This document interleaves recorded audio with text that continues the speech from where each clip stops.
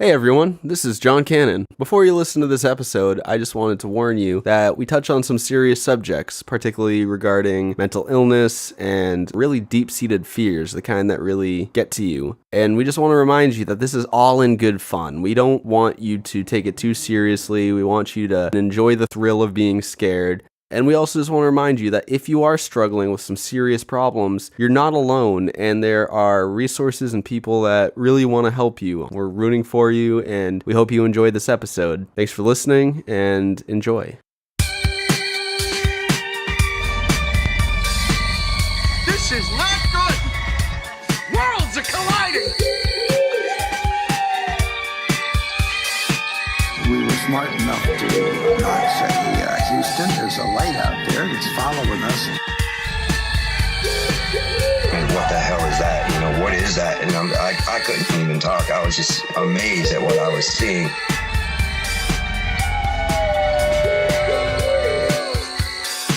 This is the Beast of the Week podcast. Hey everyone, and welcome to the very first episode of Beast of the Week podcast. I'm here in studio with three of my good friends. Joe McGlinchey, you want to say hi? Howdy, everyone. Charlie Pettit, who's going to be sparse in this episode. Hey, everyone. And coming to you remotely from the tropical Manchester, New Hampshire, we have my good friend Sam Harris. So on this episode of Beast of the Week podcast, we're discussing one of the only things that I can think of that genuinely terrifies me. This thing keeps me from getting sleep, and it's also probably one of the most easy to trace to its origin monsters we're going to discuss. This is the Rake. And the Rake is effectively a nightmare. It comes to you in your sleep and it torments you, and to what extent we're about to discuss. But to start with, this famously comes from a creepypasta that circulated the internet in the mid to late 2000s, and we'd like to read that to you here. So here we go, the Rake. During the summer of 2003, events in the northeastern United States involving a strange, human-like creature sparked brief local media interest before an apparent blackout was enacted. Little or no information was left intact, as most online and written accounts of the creature were mysteriously destroyed. Primarily focused in rural New York State and once found in Idaho, self-proclaimed witnesses told stories of their encounters with a creature of unknown origin. Emotions range from extremely traumatic levels of fright and discomfort to an almost childlike sense of playfulness and curiosity. While their published versions are no longer on record, the memories remain powerful. Several of the involved parties began looking for answers that year. In early 2006, the collaboration had accumulated nearly 24 documents dating between the 12th century and present day, spanning 4 continents. In almost all cases, the stories were identical. Hey, boys, I haven't been recording this whole time, so all that good. Oh, are you fucking joking, Sam? This is filler banter. I get to be selective with the banter I keep in. Guess what? I am God here. In this audio file. You're like the fucking lifeguard of an above-ground pool. Fuck off. I am but a small god. Yeah, you're a demigod. Gotta be a goddess. That's fine. All right. All right, so on a more fun note, a suicide note, 1964. As I prepare to take my life, I feel it necessary to assuage any guilt or pain I have introduced through this act. It is not the fault of anyone other than him. For once I awoke and felt his presence, and once I awoke and saw his form. Once again I awoke and heard his voice, and looked into his eyes. I cannot sleep without fear of what I might next awake to experience. I cannot ever wake. Goodbye. Found in the same wooden box were 2 empty envelopes addressed to William and Rose, and 1 loose personal letter with no envelope.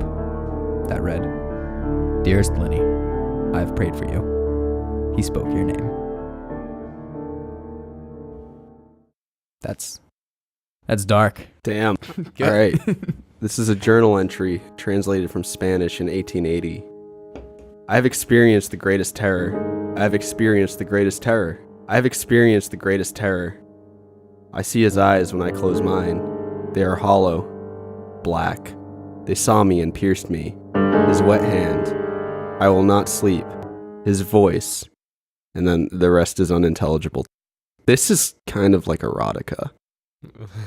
We could make it into erotica. Oh, I guarantee you there's Rake erotica out there. There's terabytes of Slenderman erotica on the internet. Yes. How do you make that? Right when I heard wet, How do you I got a make that? boner. Anyways, a mariner's log from 1691. He came to me in my sleep. From the foot of my bed, I felt a sensation. He took everything. We must return to England. We shall not return here again, at the request of the Rake.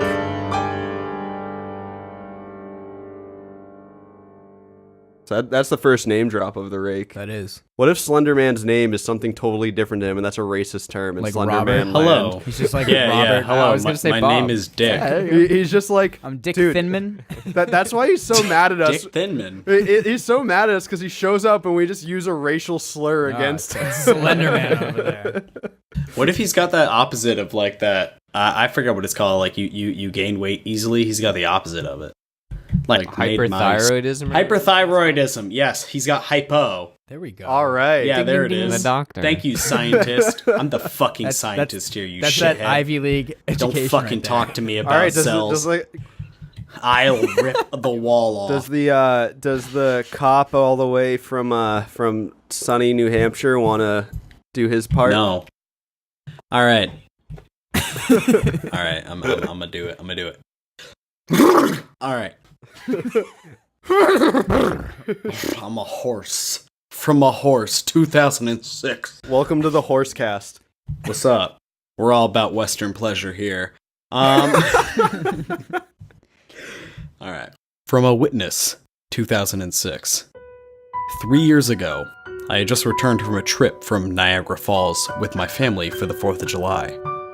We were all very exhausted after a long day of driving, so my husband and I put the kids right to bed and called it a night. At about 4 a.m., I woke up thinking my husband had gotten up to use the restroom.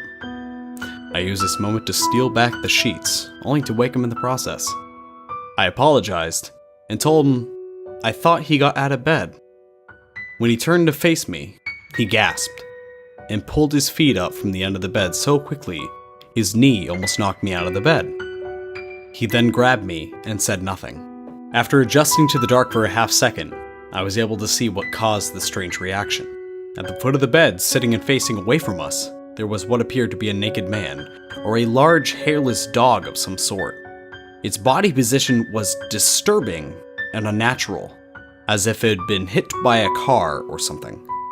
For some reason, I was not instantly frightened by it, but more concerned as to its condition. At this point, I was somewhat under the assumption that we were supposed to help him.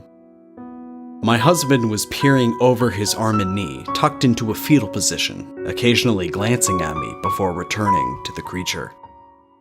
In a flurry of motion, the creature scrambled around the side of the bed and then crawled quickly in a flailing sort of motion right along the bed until it was less than a foot away from my husband's face. The creature was completely silent for about 30 seconds, or probably closer to 5, and just seemed like a while. Just looking at my husband. The creature then placed its hand on his knee and ran into the hallway, leading into the kids' room. I screamed and ran for the light switch, planning to stop him before he hurt my children. When I got to the hallway, the light from the bedroom was enough to see it, crouching and hunched over about 20 feet away. He turned around and looked directly at me, covered in blood. I flipped the switch on the wall and saw my daughter Clara. The creature ran down the stairs while my husband and I rushed to help our daughter. She was very badly injured and spoke only once more in her short life.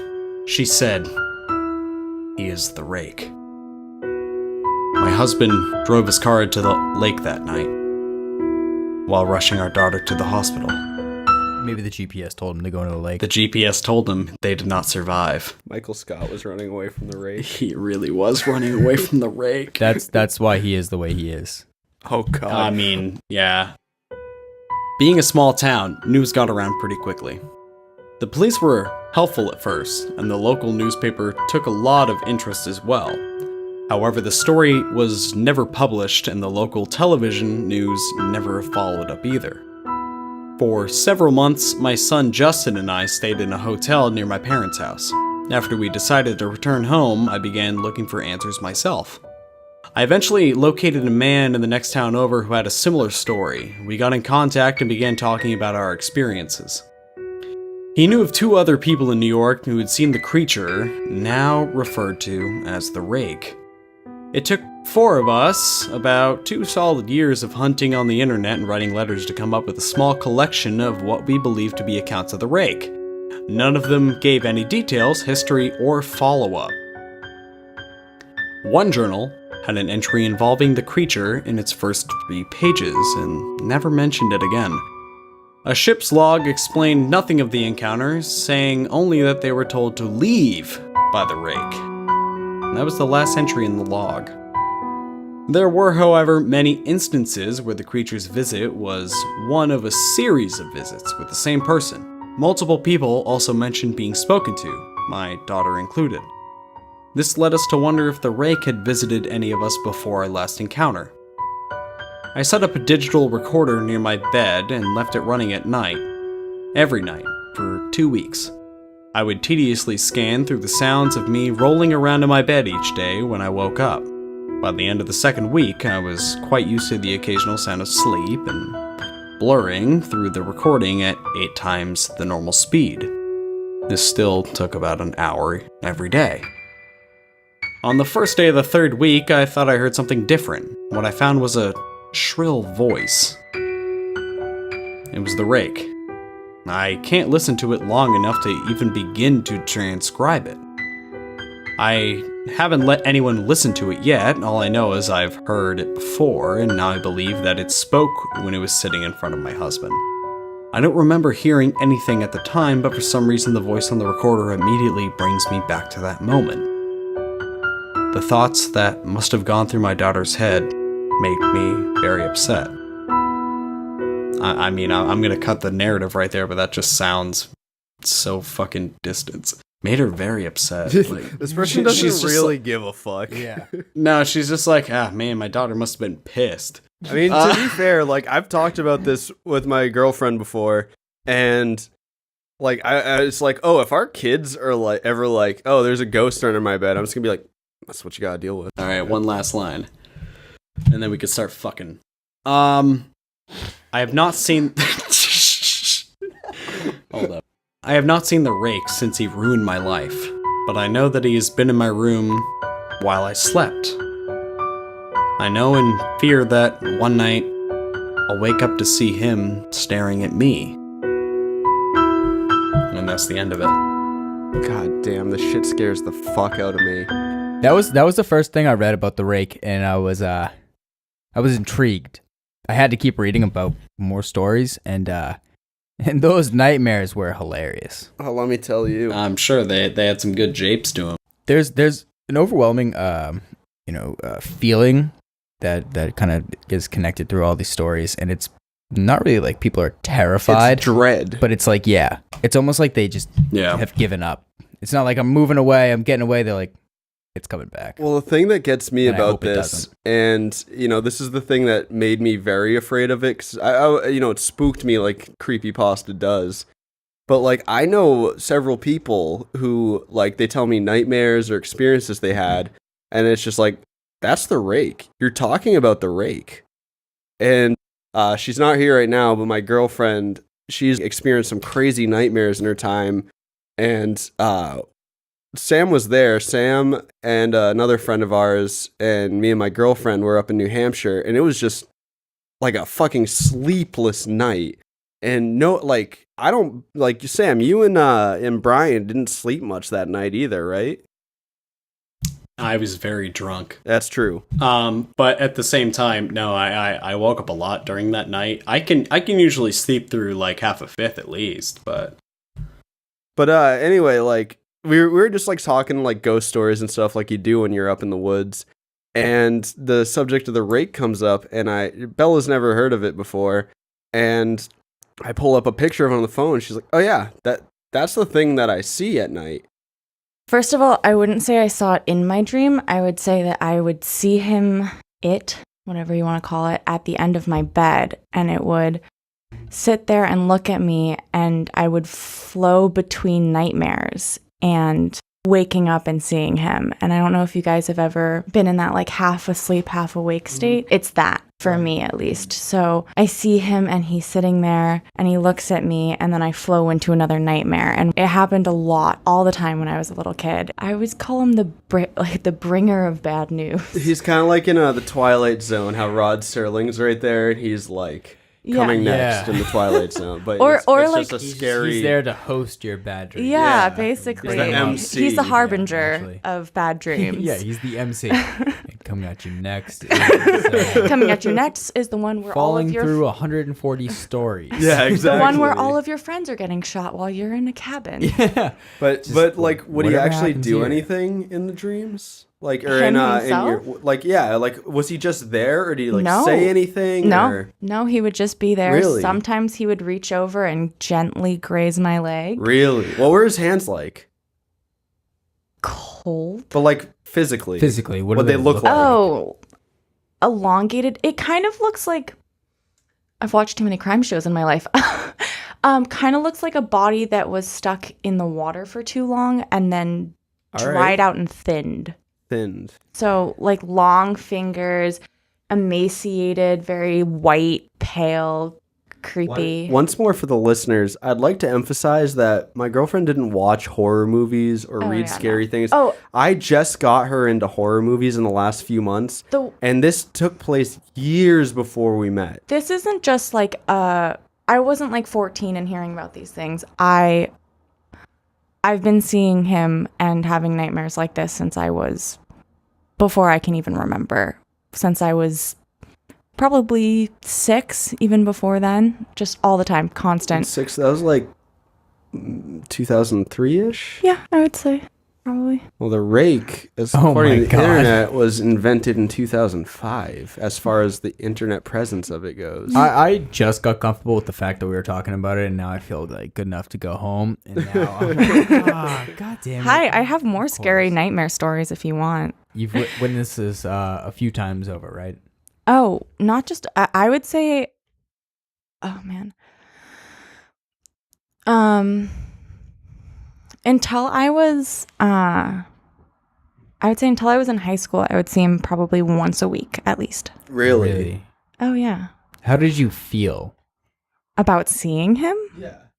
Oh, I mean, it's terrifying, but it's nighttime, and at first it isn't that big of a fear because I used to think it was my parents at first, which makes it way scarier when you realize that it's not your parents watching over you. So like you wouldn't see it and you just assume this presence was your parents. Well, so basically like for me, I'd be asleep and I would wake up and I would look over and it's dark in my room. I didn't have any lights in my room.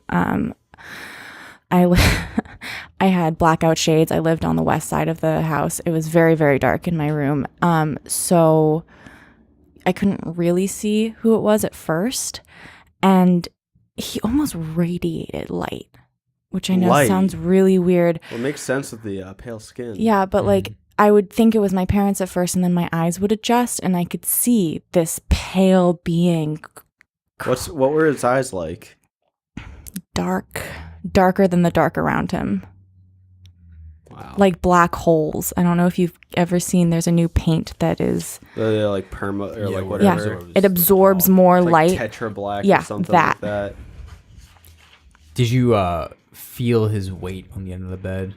Yeah, you could feel It's weight. I just assume it's Gender neutral. Would you say that it like said anything ever? No, never said a single so word. it was just there, and then you'd be in another nightmare. Mm-hmm. And the worst part was when he would touch you because it was cold, and then it was almost like you fell asleep from your leg, from where your touch was. Really? So if I was awake for too long, it would touch me, and it wasn't a hard touch or anything. It was a gentle touch of just a graze, and I'd fall asleep from there, and then flow into another nightmare. This podcast is brought to you by Coors Light. We're not sponsored by them, but it's definitely brought to you by it. And so, Sam, you have, it's not exactly the rake, but it's still a spooky story that led you to that conclusion. You want to tell that? Yeah, I'd love to. So I remember it was back in high school. I want to say 2000 and I'm going to start dating myself now, but around 2010 or so. And me and my buddies like to walk around the woods and small, bike paths and etc. And we started walking one night, and we would often they would often be like, "Hey Sam, let's go walking. I know it's dark as shit, and you're like fucking scaredy pants and all that shit." And I was gonna say pussy. I guess I can just say pussy. I was a pussy. I don't know why I said scaredy pants. I sound like a goddamn choir boy. I was milquetoast. I tell you what. Yeah, Casper Milquetoast. I was so scared of all the homeless. And so we were walking down this path, and at one moment I looked to my left, and I saw this dog. It looked like a greyhound, and its head was twisted backwards, as if it was looking at its rear. And eyes pitch black and red around where the eyes were, kind of like in the eye bone, like the or socket? whatever you would call that. A little bit farther than the socket, but yeah, pretty much the socket itself. Like that area. Yeah, and it looked feral, but not angry in any way, which, reading a lot about the Rake, does fit the description. It doesn't attack or act aggressively if provoked, it just watches. And after seeing this, I immediately had to get out of the woods. I went into a suburb, had my friends follow me. I could not go back into that area until it was light out again. And when I did, I found out it was a homeless person's tent. So nothing really to be afraid of, but it was such a visceral and organic image that I've never seen before in my life that it did shake me quite a bit that night. Well, I'm gonna be honest, I like legitimately have like goosebumps right now because that shit scares me so much. But the thing that interests me about that is that a lot of the descriptions in a lot of the stories about the Rake is that it looks like a almost canine, but like is wrong, like it got hit by a car or something. And it's not exactly like its head's twisted around, but that still follows with what a lot of people say the Rake looks like. Yeah, I mean, looking at the creepypasta pictures of the Rake, it definitely doesn't fit that description. This was not canine-like. This was straight up canine. Exactly. I'm not saying it's exactly that way, but like, it still follows, a vague description of it, and that kind of creeps me out. Oh yeah, no, I'm not saying it's not the Rake. And I mean that in like a psychological way. Oh yeah, exactly. Because I feel like that's where the Rake hits deepest. And so everything that I've read about the Rake does say that it doesn't do anything unless provoked or attacked, which is pretty true throughout everything right. you read, except for the one main creepypasta where it I don't see why it went off and attacked. I've read daughter. conflicting things, and this is going a little off from where we're at right now, but from what I understand is that it has a target, and what it gains is it's about emotional warfare on that person, and it doesn't necessarily do violence onto that person, but by hurting people close to it, it will fuck them up. It seeks to ruin your life, because I kind of believe that you invite energy into your life, and that like if you focus on negative things happen. Right. And this one's just, I want to put a disclaimer out there. I'm not crazy. I'm not like someone who wants to hurt myself. But I was laying there in bed last night, and I'm mostly sober, at least not on anything, other. I got drunk, and all of a sudden these thoughts just started occurring to me. I'm in bed, and it's not like I'm in despair or depressed and I want to kill myself, but like a thought comes to me like, man, that'd be like, that feels satisfying right now if I were to like hang myself. That's kind of fucked up. But that's like, what did you say, rape last shit. night? Last night, after, because like we decided to record this episode, a few days ago, and so I went hardcore into looking into this, and I've gotten interested in the Rake at different points in my life, and at a certain point, it just scares me so much I have to forget it exists. Dude, that's weird. Only because the last 2 nights since I've been researching this, like I pride myself on having had almost no nightmares in the last almost a year, with like maybe one here and there, but nothing like. But like the last 2 days, I've had nightmares that aren't like spooky, but ones that like will chill me to my core, like everything actually that get you, like things that are I feel, It's like visceral. really, yeah, if I'm like, wow, I can't believe I am like this and that. And so those, like those feelings where you're like, of just total almost inadequacy and just being so Well, that's down on reflective yourself. of Yeah, it's you. weird. But in like the last few days, that's like at night, just feel like Yeah. I mean, it's weird. It's weird. That's the thing. Like, I'm going to different. touch on that later, but Mhm. the last story, the last part of the creepypasta, the more modern one, is probably the most descriptive of the Rake. But I kind of want to get into like really paint an image as to what it says it looks like, and there's different accounts for it and different interpretations, but this is the most consistent what you'll find online.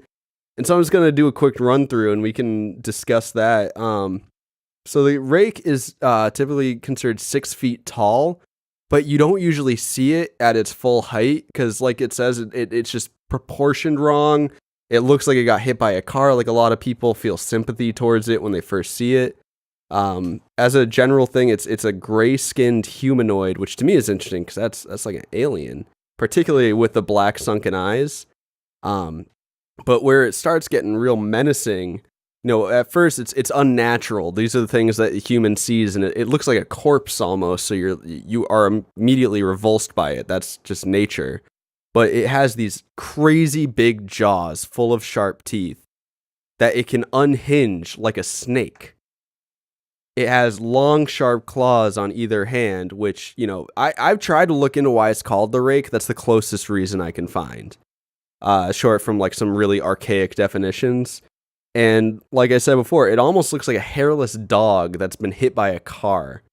What's interesting to me is it's described as so physically menacing despite not really attacking. So, I was wondering if you guys had any thoughts on that. Just, what do you think just based on how they say it looks? Yeah, I am honestly most disturbed by the people feel sympathy for it. Like, that, like, really creeps me out. Like, because I can, like, picture, like, seeing this, like, fucked up thing on the side of the road and just, like, feeling sympathy. But then, like the fact that it, like, does this it's at the shit foot of to your you, bed. yeah, that's, like, that really gets to me. Yeah. Like, that to me is, like, the most freaky part, is that, like, you just feel, like, sympathy, but, like, revulsion towards it. Definitely. It's just the scariest thing because it almost seems to have adapted that way for people to come close enough and be like, oh man, it's not going to hurt. But at the same time, it's described as a being that will not go out of its way to attack you. If you encounter it, it attacks the only time psyche. Exactly. It's a purely, psychological monster. Mm-hmm. Yeah. It's weird. But with like, such a scary physical appearance as well. Well, these things to me, like, there's something I believe it's the collective unconsciousness. It's why there's things we're universally afraid of. You can also chalk it up to evolution. But when you break down what this thing looks like, it looks like a corpse with predator features. These are things that we're like naturally wired to be afraid of. Well, I wasn't it an original design feature of the Rake, and I don't mean to get meta. No, go for it. On the creation, but I think it was an original feature that its jaw unhinges similarly to a snake, which on top of the claws, on top of the eyes, kind of like a shark, it really is an apex kind of idea. It is something that, I mean, you would want to be instinctively afraid of, and there's a lot of like cultural significance and similarities to other cryptids that exist that I'm sure are going to go into vast detail later on in the podcast, so make sure you stay tuned for those. Thank you. That's a good plug, Sam. Thank you. Hey, thank you. I try to plug every hole I can find.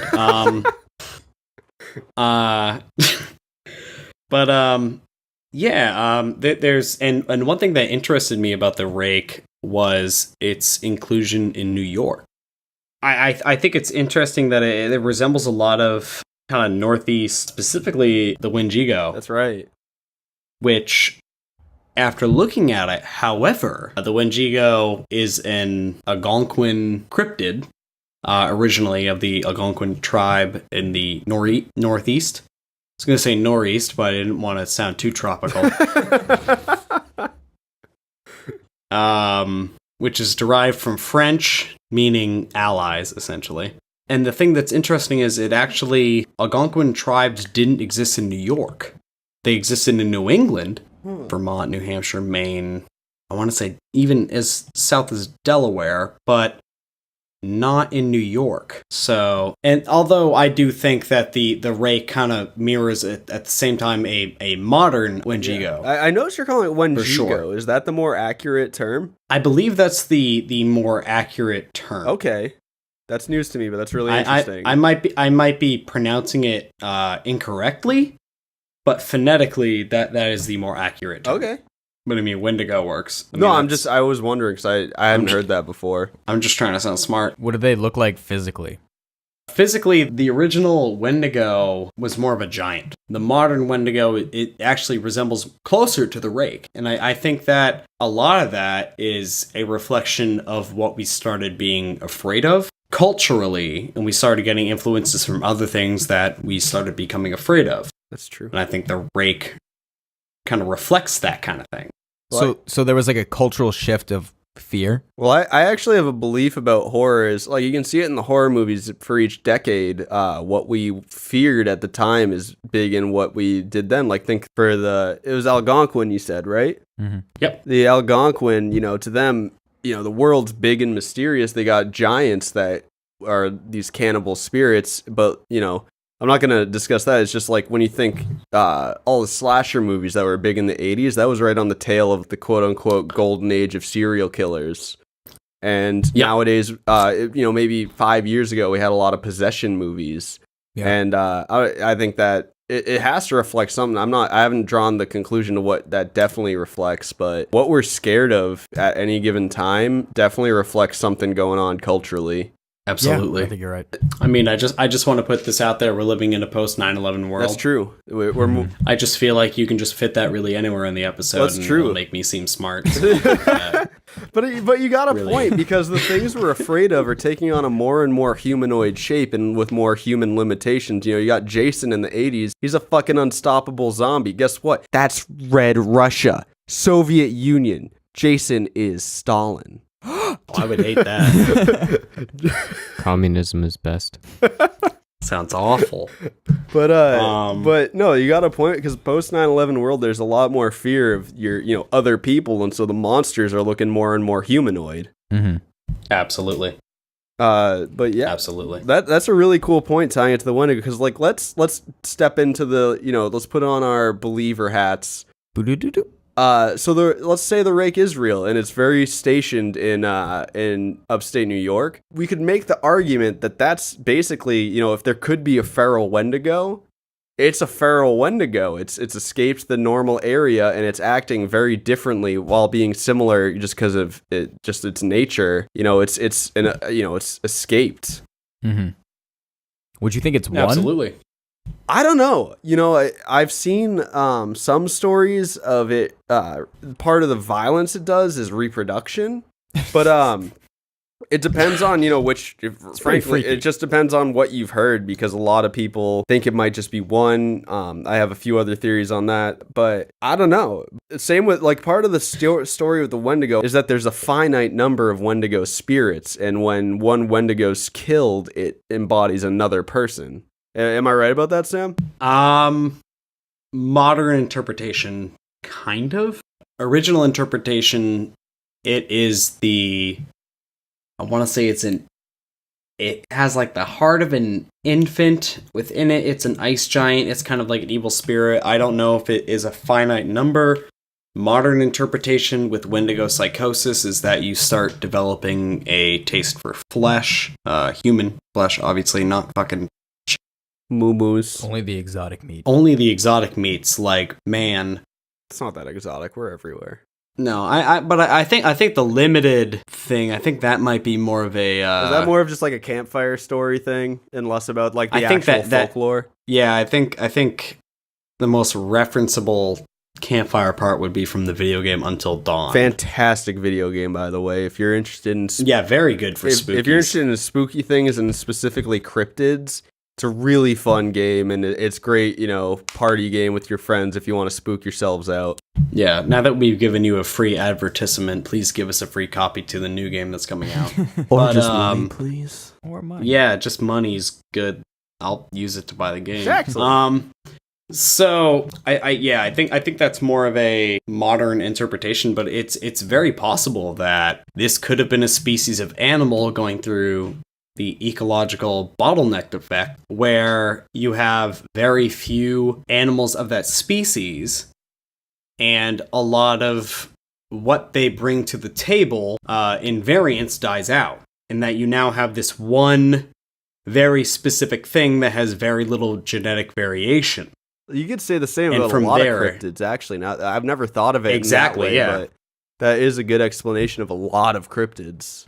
And in today's modern world, I mean, shit, right now I can't drive home without seeing like 20 dead squirrels on the side of the road. Like, there's so many things that can just be picked apart, and I'm not making light of the fact that there's a bunch of dead squirrels. That sucks. But what you're saying is that if we had cars back in the day, there'd be roadkill rakes all over the place. I mean that, like, when I'm done brewing a beer on the weekend, I throw 10 gallons of malt across my porch for squirrels. Like, squirrels are living it up. There's so much, like, it's not hard to be a rodent in today's day and age. It's very possible that maybe the rake, if we were to say it's real, instills some kind of horror in a human that all animals might suffer. And, it's been feasting on small game, but once in a while it goes for the big boys. Well, actually, that's something I've been thinking a lot about cryptids as I've been prepping for this podcast is, there's so many horror stories about them that they're malicious and they're out against us. What if they're just fucking animals? I mean, think about, there's animals that at one point were effectively cryptids before we had that name for them, that we've since, obviously observed and found them in greater number. But what we don't really acknowledge with that is they're typically like prey animals, or at least herding animals, something like that, where, predators aren't really things that we encounter and disprove.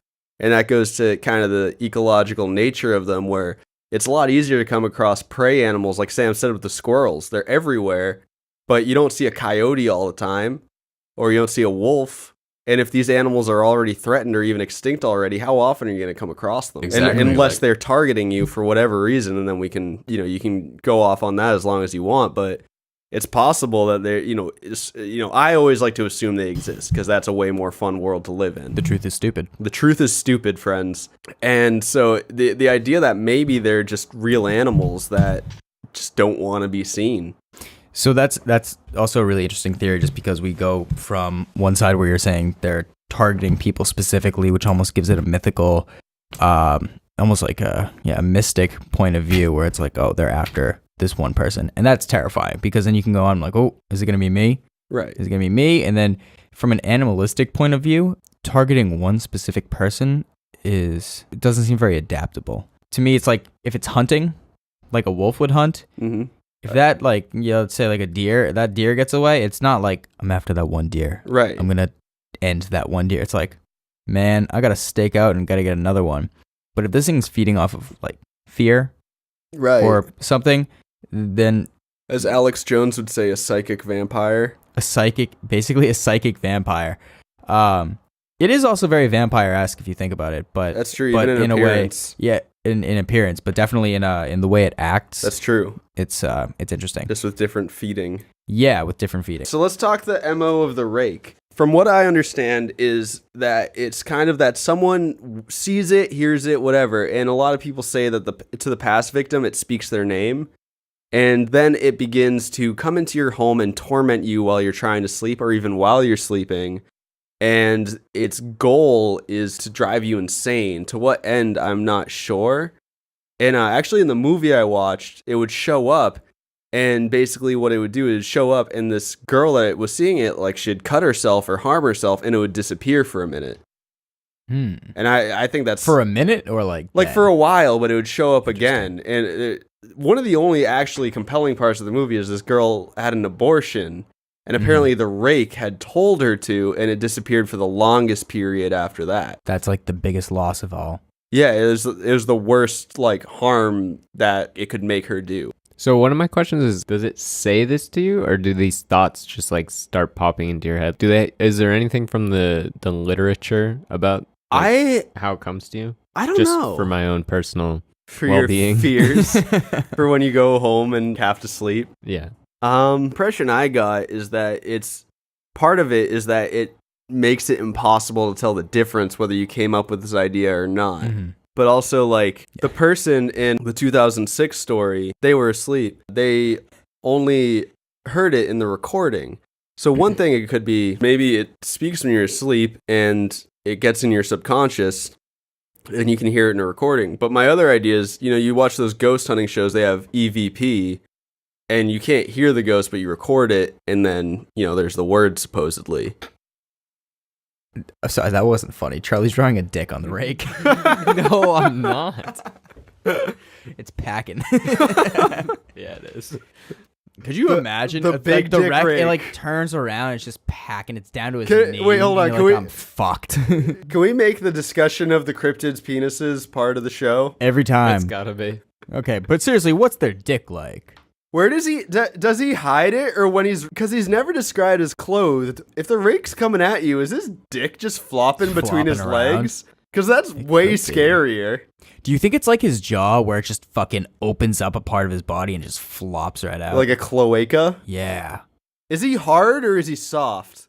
We're asking the real hard-hitting questions here. I can't decide. Ladies and gentlemen. Is it scarier? Well, he's got to be a grower because in any description, they're not talking about his willy. I mean, you'd have to think it'd have a mention. You think the government would let us talk about the rake's dick online? We're about to get shut down episode 1.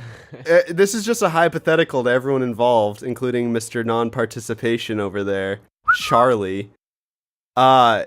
Would you be more afraid, the rake or any monster it's chasing you dick out?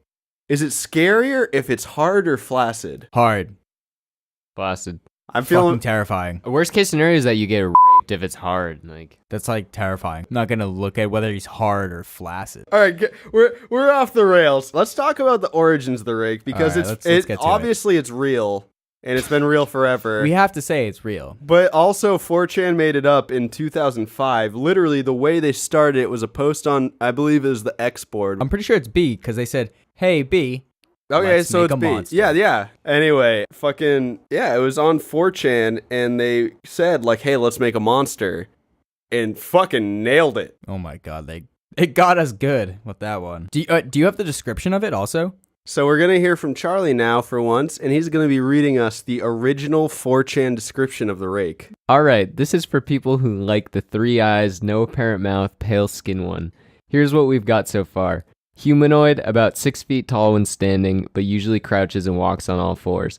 It has very pale skin. The face is blank, as in no nose, no mouth. However, it has 3 solid green eyes, one in the middle of its forehead. I didn't know that it had 3 eyes. Thanks for letting me know, guys. Well, just keep reading. Just finish. And the other on either side of its two. head, towards the back.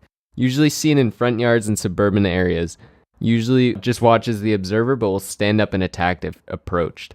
When it attacks, its mouth opens up as if an unhinged skull opens at the chin, reveals many tiny but dull teeth.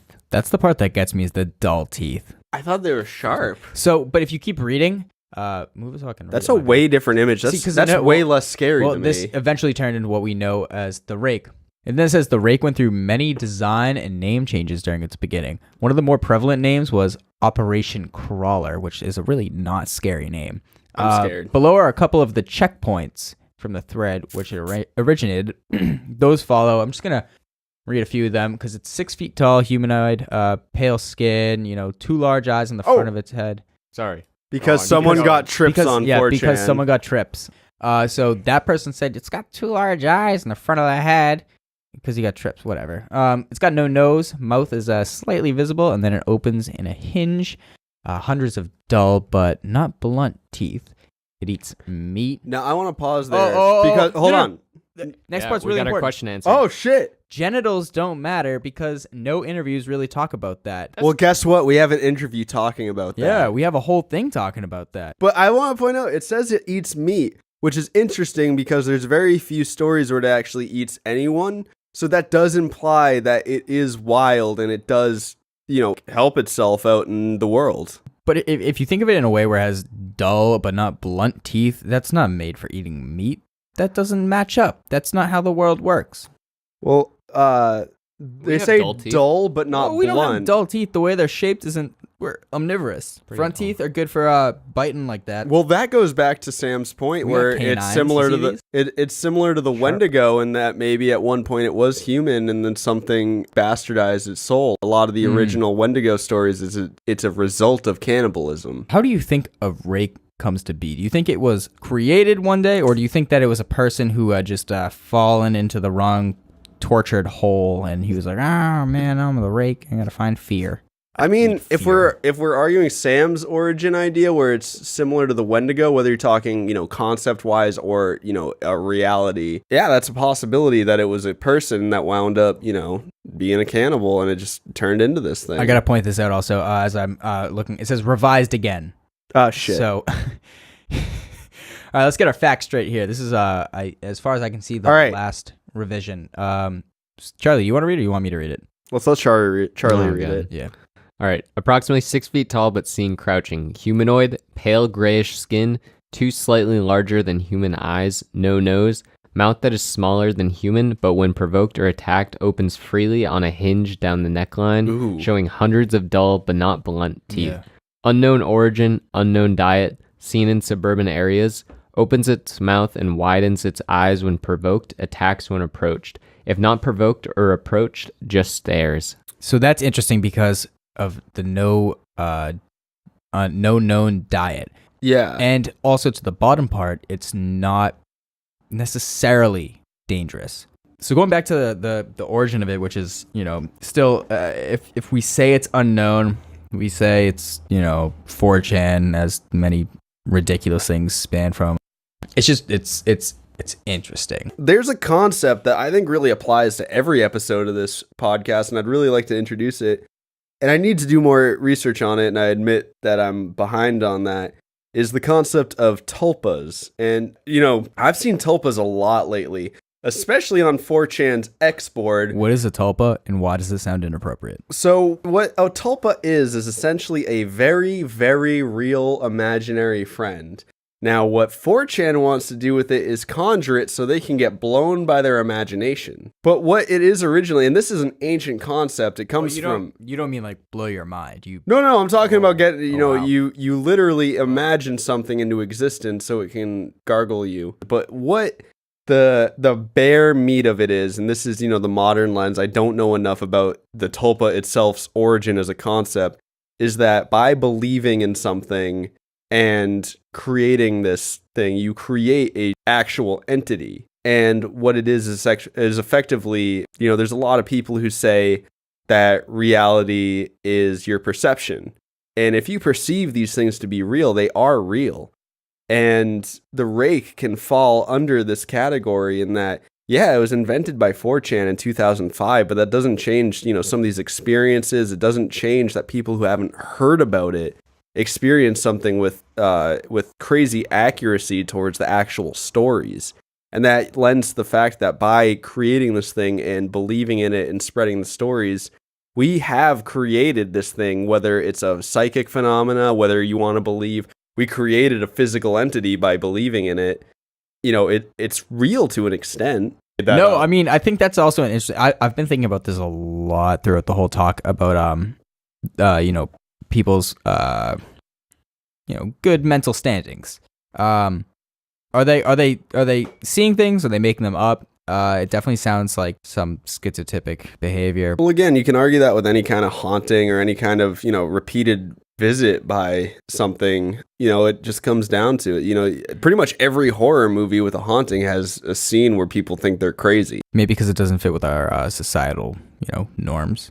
Well, it's because it's just so outside of the expectation. This whole podcast has an asterisk assuming this is real. And so anything having to do with the supernatural, it's supernatural. You're not supposed to believe in it as a real thing. It's that people at least claim to have experienced it. And I don't know, I kind of believe in giving them the benefit of the doubt, because if someone's telling you they experienced the rake, that's their reality. They're not having a good time. No. It's not a matter of them necessarily making it up for attention. That's their reality that they're living. Yeah. So whether it's real or not to you at this moment doesn't mean that it's not real for someone else. And to mess with their reality, what good are you doing there? Yeah, it doesn't mean feed into it. It means, just give them credit for the fact that to them it's real, and you gotta understand that a little bit. I think that will kind of be a theme, definitely a reoccurring theme throughout everything. Definitely, particularly the idea of tulpas, because I want to read more about them as a concept, because they're in the X-Files. They really became popular in the 90s as far as pop culture is concerned. But these go back into ancient Buddhism. These aren't just, creepy internet things. They are an established supernatural belief. This podcast is brought to you by Woodford Reserve. Not actually, but if you want the creative juices to get flowing, get the creative juices flowing. Going from schizophrenia, that seems like a very specific type of mental illness that I don't know anything about. Anxiety does seem something that the rake could kind of manifest. To me, it does come out of nowhere. It does kind of creep up in the back of your mind. And I don't mean like a medical anxiety even at that point. I think just whatever people deal with. Anxiety on a day-to-day basis, I feel is why the rake is so frightening. It's an existential, near Lovecraftian dread of the shortness of time, in a way, and the shortness of a task. Well, you brought up 2 points I think are really interesting. For one thing, Lovecraftian, I think it's interesting because you read Lovecraft and his descriptions of the monsters are intentionally vague because he can project your actual fears onto it. But also in the same way in how the rake confronts you is another example. What does it do? You don't really know. You know it's not going to hurt you, but it's going to fuck with your mind, but you don't know how. And everyone has things that fuck with their mind. That's the basis of horror, is the niche you find is the thing that really resonates in you. And it's the same with the rake. It's something that resonates in your mind that oh shit, it's going to come to me and do X. And X is different for everyone recording right now. Yeah. All of us are probably going to have a tough time sleeping tonight thinking about the rake, but we all have our own reasons for it. Well, it's funny because I gotta fit the whiskey, dog. I'm gonna sleep fine. I think the interesting part of this is diving back into a generalized anxiety kind of deal, and tying in a quote, one of the most famous quotes is, we have nothing to fear but fear itself. The rake is fear itself. Yeah, the rake is fear. I mean, shit, I like that. I mean, I lost sleep thinking about this fucking thing, and now, did I see it? No. Was I totally out of my mind, terrified about it? Of course, because I'm afraid of seeing it, because I'm afraid of the fear that I could feel, because I'm afraid of the fear that these people have felt in the past, which that's not going to leave you in a good state of mind. As soon as you go to sleep, it's boom, nightmare time. What's your worst insecurities? What's your biggest fear? Pff, here it is. So what could be argued is that the essence of the rake is fear itself, which is really interesting to think about, because that works on both breaking down the concept as, we've created this thing to scare us, or to say that it's real. It's fear itself. And that works into the tulpa thing. What is it? Whatever you make of it. You're afraid. That's what, because part of the thing is it feeds off your fear. The more you're afraid of it, the more it comes. The more you're afraid in general, the more you scare yourself. Exactly. Oh, shit. Yeah. So the rake is such a modern creation. And that's one thing that's interesting, and I think, John, you and I have talked about this, where there's no modern murderers, and I feel like that is a big deal with modern cryptids. That's a really there's good also point. A lot less of those, whereas at the same time, cryptids have become more psychological and humanoid. It's a really good point. In ancient time, not ancient times, I'm not gonna get fucking that crazy, but like in, That's such a like young person thing to say. Like in ancient times in the 60s, 1960.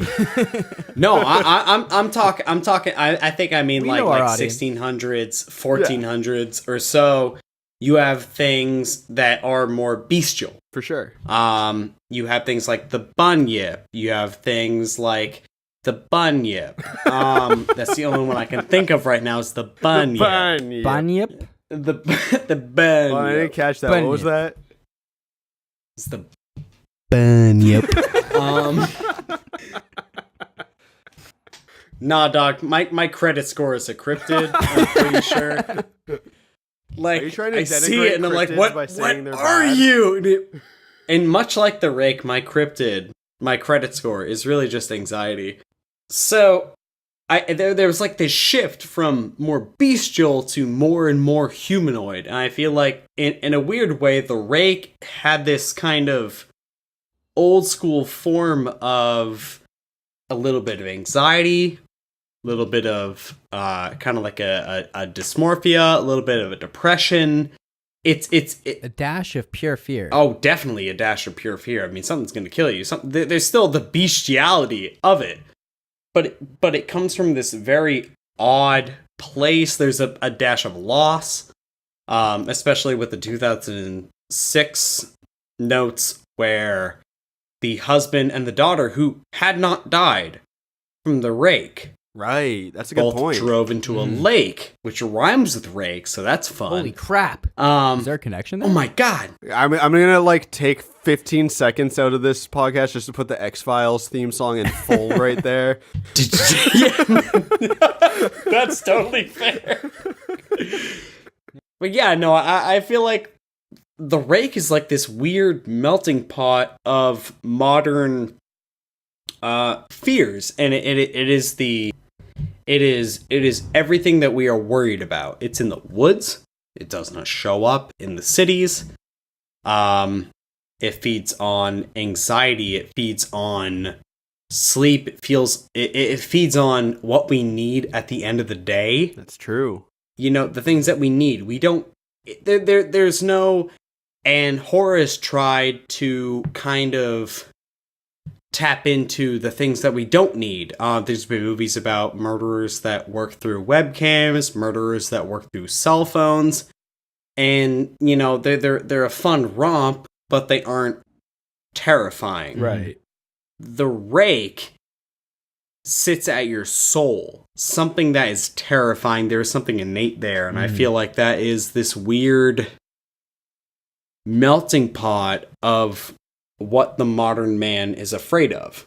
Because I've given a lot of thought about like why the Rake is scary to me, and my personal Rake, and I feel like everybody has that personal Rake. My personal Rake is something that you gotta kind of overcome. It's walking with people at night and seeing something in the woods that's going to attack you, and there's nothing you can do about it, or it's this thing that seems friendly that's looking at you, but if you provoke it, it kills you.